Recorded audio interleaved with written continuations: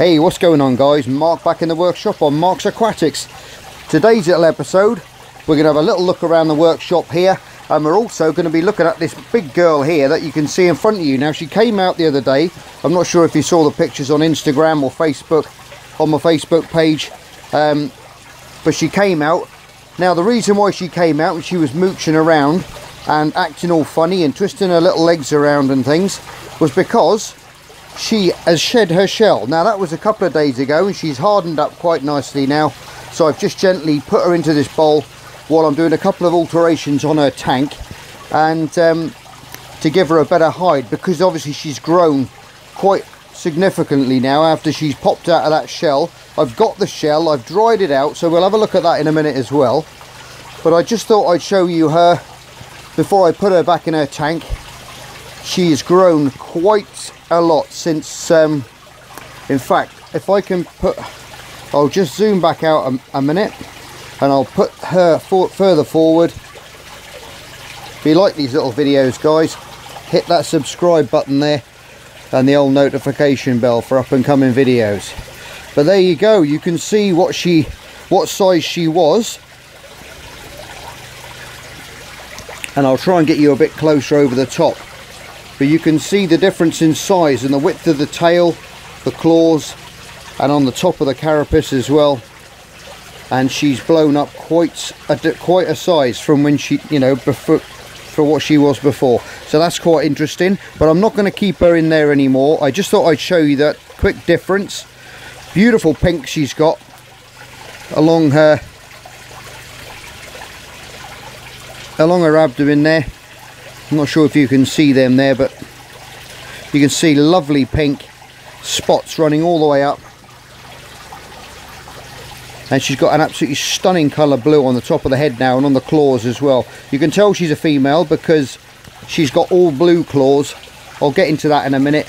But like I say, the main difference with the Australian blue crayfish like this is that part of the claw there on the males. He's got a red spot on the side of the claw. Now, we're still looking for a boyfriend for her.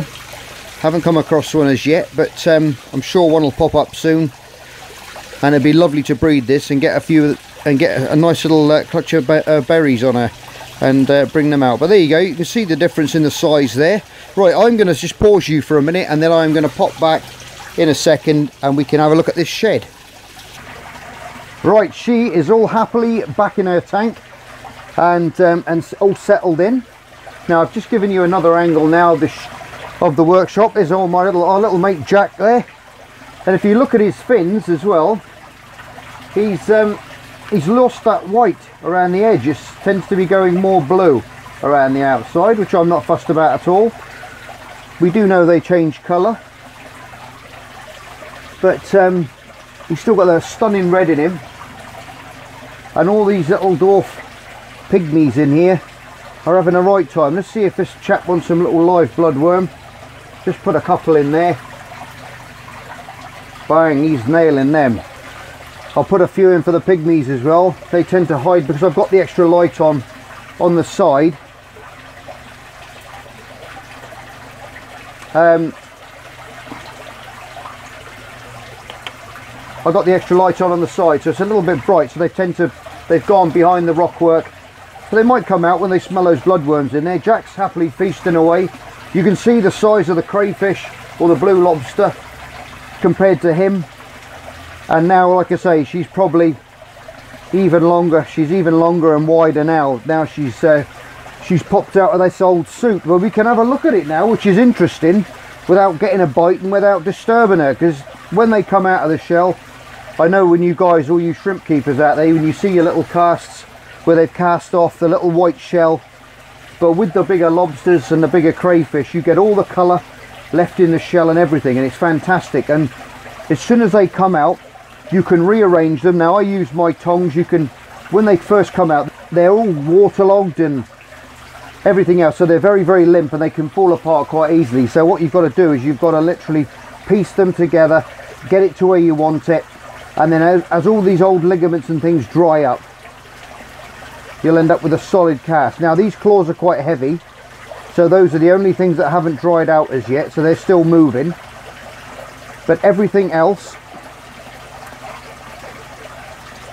is completely hollow. As you can see, the tail's very dry now, and everything that was inside is now out. But it gives us a really good opportunity to look at the anatomy of these little guys and see how they work, which is interesting, and all the different parts that come with them. Right, that's a little bit of a better angle for you. Now, as you can see there with the old tweezers there, I'll point at the various parts, but you've got the antenna there, the big long ones, the big long antenna, and the smaller antenna on the front, which obviously are constantly waving around when they're in their burrows. And so if anything comes anything near them, they've obviously got those sticking out further first, and they will sense any vibration, anything in the water that comes near them, any prey items or predators that try to try and nab them from their little holes. They've got the big powerful claws on the front here, and through the front of these they've dried up now, but when it was if I showed you it on her, there's tiny little hairs that run through there. Now what they'll do of a nighttime crayfish and lobsters, they'll sit there with their claws wide open, and any unsuspecting little fish or anything that comes swimming along, swim through that claw and touch one of those hairs. It triggers off that claw to snap shut in the blink of an eye, and it'll grab hold of it, and once it's got hold of it, it's not going to let it go, and it's going to be lunch. That's why a lot of people that keep blue crayfish in their tanks, mysteriously their fish start going missing, and they think, well, it can't be the lobster, but they don't realise is that at night when fish retreat into small holes and burrows and things to get away from predators, these little guys, if you've got them in your tank, especially these slower moving fish, they'll catch them and they'll eat them. So you've got to be very careful with blue crayfish like this for that reason, especially when they get to this size, because they will take out quite a big fish. I mean, tetras and things are just going to be a breeze for them. So always be aware of that when you get one of these, or if you get one of these for a community tank, because they look tiny. You know, when you get them, they're only maybe a few centimeters long, lovely and blue when you first get them when they're babies, but then they turn into a 8 to 9 inch long monster that will chow down on most of your aquarium fish, and that wouldn't be a good thing.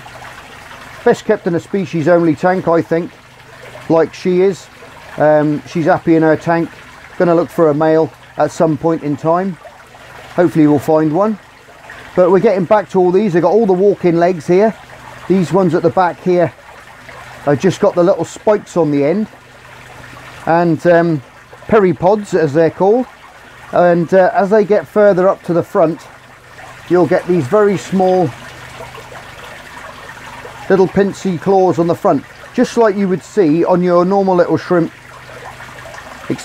They've got the normal pincers underneath, but with your normal little shrimp they've got like the furry bit on the end, so they're scraping away at that biofilm. But with these guys, they don't. They've got quite, I'll try and turn her around that way a bit so you can see they've got those little claws there, and they'll pick away at they've got the big claws for crushing and killing, and then they've got these little legs, that front two sets of legs have got the little pincers on, and they will pull the tiny little bits off the prey and then pass it through to the mouth and to the mandibles, where it will be chewed up and then taken back into the stomach. But as you can see, lovely big pair of claws, big point at the end as well. So once that gets locked into something, it's never going to get out of there. Right, if I'll turn her over now. Right, there you go. We've spun this little emptied suit over. You can see there, you've got the maxillipeds there, and you've got some of the mandibles here as well. The first sets of mandibles, and then they go into the second set, which are inside here, which munch that food up and transport it into the stomach that way. I'll just turn her around a bit with the, shift that leg out of the way, then you might be able to get a better view. I'm still using my phone. I'm in the middle of getting a new camera, a new DSLR, which I'm excited about, because I'm going to be able to do some amazing macro footage, and I'm going to sort myself out some other bits and different lenses so we can get right in close and personal with these little chaps. But you can see all the joints there where the legs fit in, You've got the swimmerettes at the back there. That's where the eggs are laid, and they stick them up into there.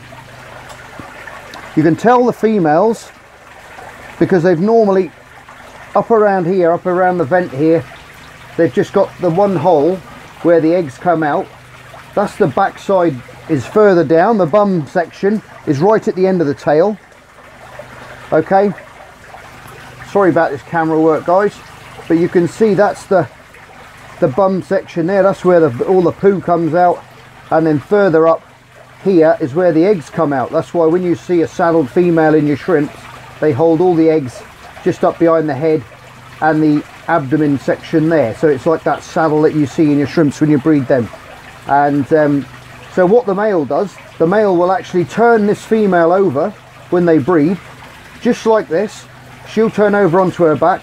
He will then align himself over the top like that, and then he will transfer a small package of sperm and place it here. And she's got little grips on her legs, and she'll hold that packet of sperm right here next to that opening on that vent where the eggs come out. And then what she'll do, he'll release, she'll have that parcel trapped here, and then she will then lay the eggs and then individually roll them through that sperm and then send them back down with her legs and deposit them up into her swimmers and glue them up in there where you see the big bunch of berries hanging up later on. But she'll transport every single one of them through that packet of sperm. Doesn't insert the sperm, it just puts it there and holds it there, and she'll transfer the eggs through it to fertilise them. So that's quite an interesting little fact if you didn't know that. Big strong powerful tail. If you've got one of these, you know, one flip of this and it can be out your tank in a split second onto the floor. Amazing escape artists, they really are. But you can see on the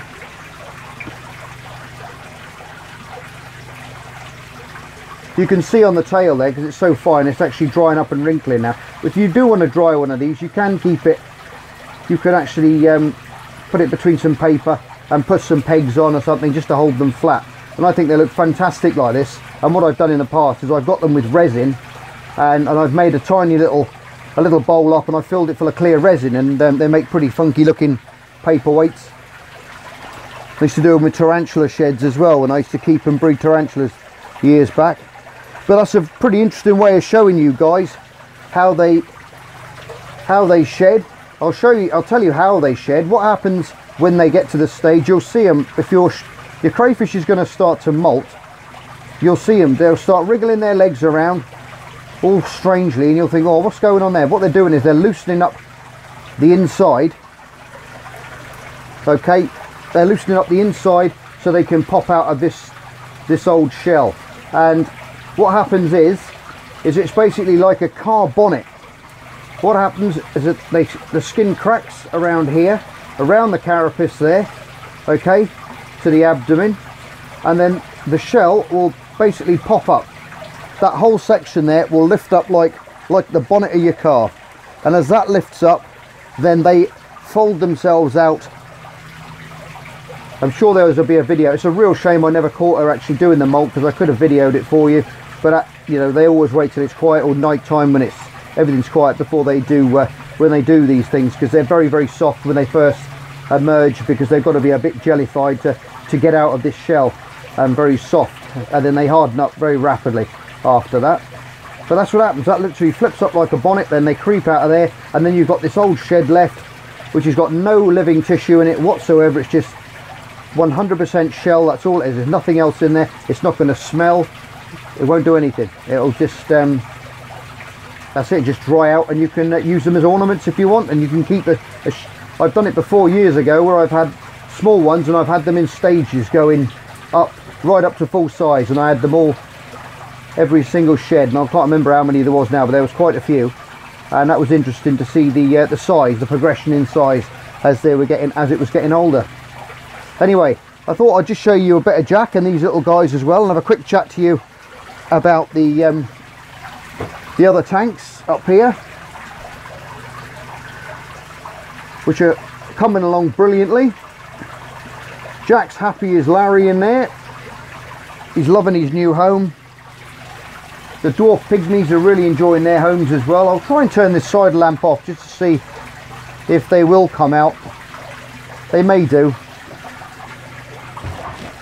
But I say, Mr. Man here, he's very, very happy at the moment. I'll give you a couple of more little live bloodworms. Now these are the very small bloodworm. They're not the big ones you can get. They're the very, very small ones because of the dwarf. Go on in, you can get it. He loves them, he does. But the pygmy corys, they come out in the evening time. Now these guys, I don't know if you can see them there, but they'll be wriggling around. They'll wriggle themselves into this substrate, and at night time, or when it's quieter and I'm not doing things in here, they'll come out and they'll root around inside the this substrate, and they'll dig them up and eat them. They actually thoroughly enjoy looking for them, and it's a great way of keeping them natural, and that natural feeding behaviour with them rooting around through the sand looking for food particles. Cleaned out this guy's filter yesterday and gave him a water change.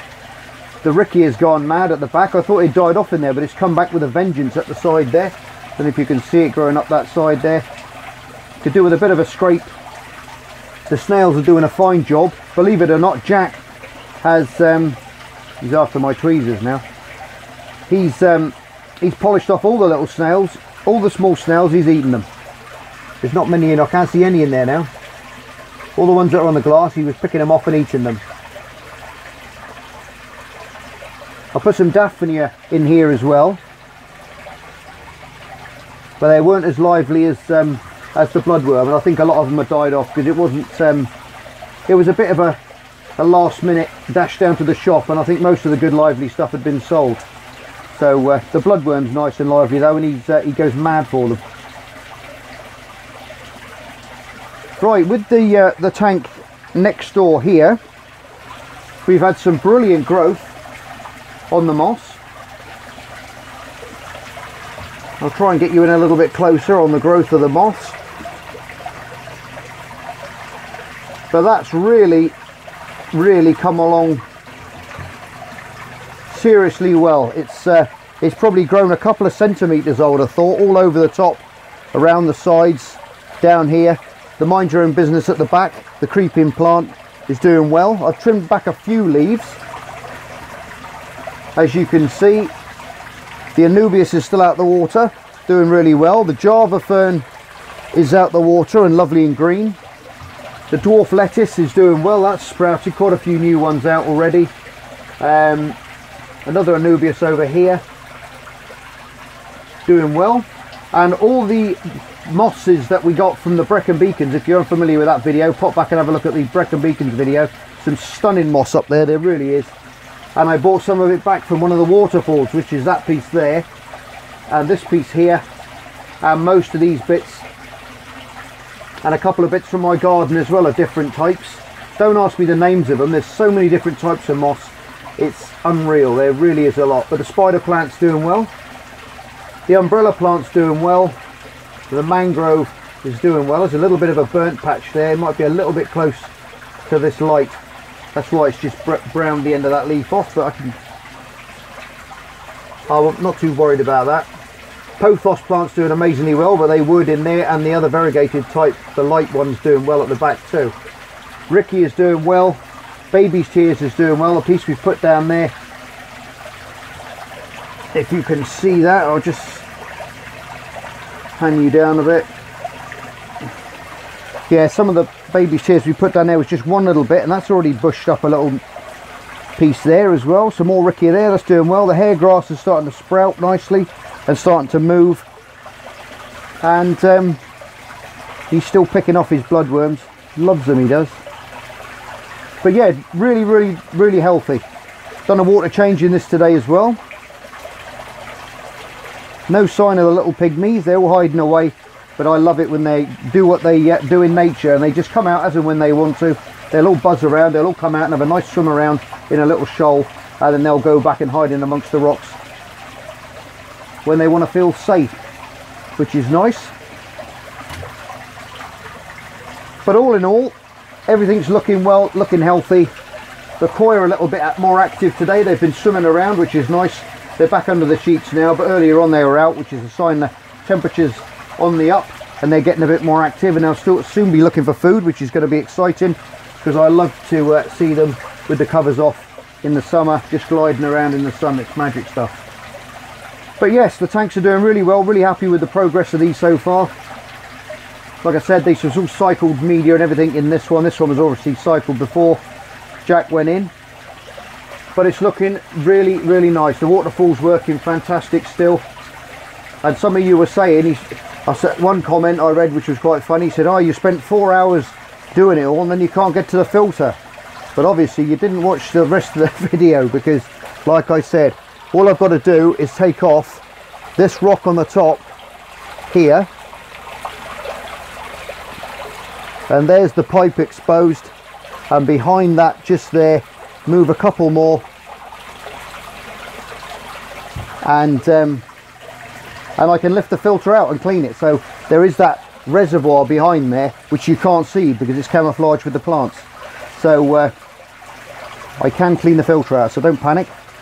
Oh, there's a little, I saw a little pygmy come darting out then. I probably spooked it then moving that rock. But yes, it's looking nice and healthy.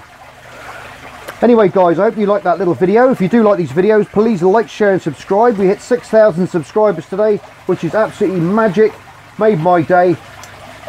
And it's all down to you guys for hitting that little subscribe button. So if you know people that like these sort of videos, or might like these sort of videos, share it around with your friends. And as always guys, you're all stars. Look after yourselves. Love you all.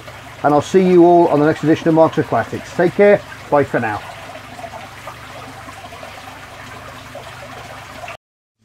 Just me and my guitar.